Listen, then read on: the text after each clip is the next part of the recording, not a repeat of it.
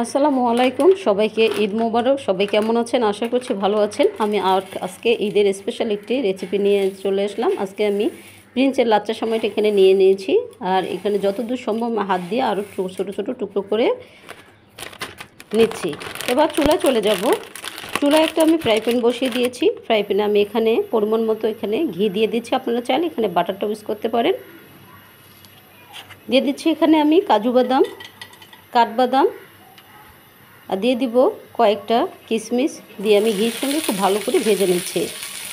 যখন এ থেকে সুন্দর একটা ফ্লেভার বের হবে, এ পর্যায়ে এসে আমি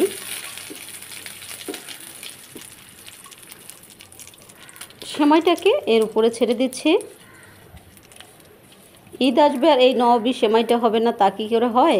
এই সেমাইটি আপনারা ঈদের পরে বা ঈদের আগে বানিয়ে এক সপ্তাহের মতো নর্মাল ফ্রিজে রেখেও পরিবেশন করতে পারেন। এবার আমি এর মধ্যে অ্যাড করে দিচ্ছি চিনি। কম বেশি করে বাড়িয়ে কমিয়ে দিতে পারেন, মিষ্টির উপর ডিপেন্ড করে। দিয়ে আমি খুব অল্প আঁচে কিন্তু এই সেমাইটাকে আমি ভেজে নিব। নইলে কিন্তু বেশি আঁচ হলে একদম পুড়ে গেলে তখন এর স্বাদটা আর পাওয়া যাবে না।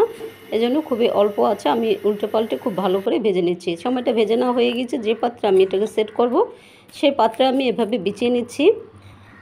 আমি কিন্তু সবগুলো সেমাইকে এভাবে বিছিয়ে নিয়েছি।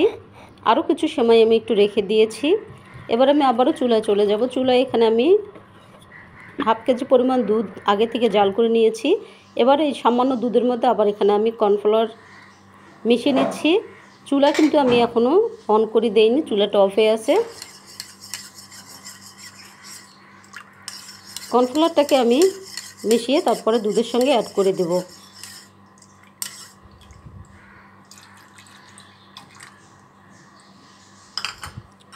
এখানে আমি আরও একটা উপকরণ অ্যাড করব, সেটা হচ্ছে আমি এখানে কাস্টার্ড পাউডার অ্যাড করে দিচ্ছি। আপনারা অবশ্যই এটাও দেওয়ার চেষ্টা করবেন, তাহলে কিন্তু অনেক বেশি মজাদার হবে।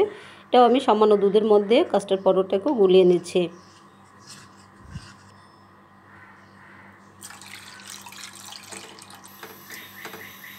চমৎকার একটা ক্রিম তৈরি হয়ে যাবে, বেশি সময় লাগবে না।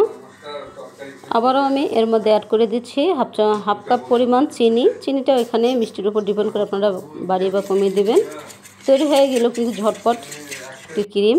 এবার আমি যে পাত্রে আমি সেমাইটা দিয়ে রেখেছি, এই পাত্রে আমি গরম থাকা অবস্থায় এগুলো ক্রিমগুলোকে সেট করতে হবে। এই সময়টা কিন্তু অবশ্যই ঈদের দিন বা ঈদের পরে বা ঈদের আগে অবশ্যই বানিয়ে রাখবেন। সবাই কিন্তু অনেক পছন্দ করবে। মেহমান আসলেও আপনি এই ডেজার্টটি দিতে পারেন। এখানে আমি আগে থেকে কিশমিশ বাদামটাকে যে ভেজে রেখেছিলাম, সেটাও আমি এর উপরে একটু দিয়ে দিচ্ছি। আর একটু ডিজাইনের জন্য আমি এখানে খেজুর দিয়ে দিচ্ছি। ঝটপট কিন্তু তৈরি হয়ে গেল ঈদ স্পেশাল নবাবী সেমাই রেসিপি। অবশ্যই একবার হলেও বাসায় ট্রাই করবেন। আমি নর্মাল ফ্রিজে রেখে কিন্তু ঠান্ডা করে নিয়েছি।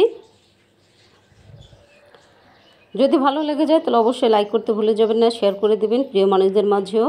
নর্মাল ফ্রিজে রেখে কিন্তু আমি আমার পছন্দ মতো কেটে নিয়েছি। আপনারা অবশ্যই আপনাদের পছন্দ মতো কেটে নিয়ে এভাবে পরিবেশন করতে পারেন। দেখুন, খেতেও কিন্তু মাশাআল্লাহ অনেক বেশি স্বাদের হয়, দেখতেও ইয়াম্মি দেখা যাচ্ছে। যারা নতুন এসেছেন আমার চ্যানেলে একটি করে সাবস্ক্রাইব করে দিয়ে আমার একজন পরিবারের সদস্য হওয়ার অনুরোধ করছি। আজ এখানেই শেষ করব। সে পর্যন্ত আপনাদের সবাইরে সুস্বাস্থ্য কামনা করছি। আপনারা সবাই সুস্থ থাকবেন, ভালো থাকবেন। দেশি হোমওয়ার্কে আমার চ্যানেলের সাথেই থাকবেন। আল্লাহ হাফেজ।